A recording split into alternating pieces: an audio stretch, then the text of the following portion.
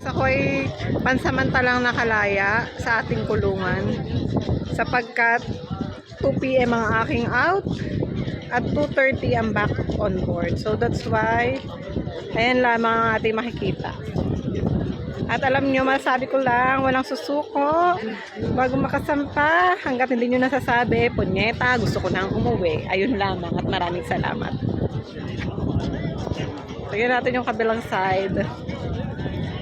Wait. Yes, for the celebration cake kami.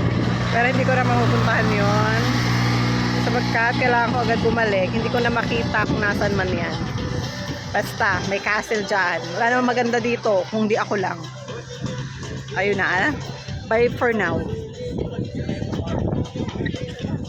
When sunshine and sunrise meet at one port. Bye for now, guys.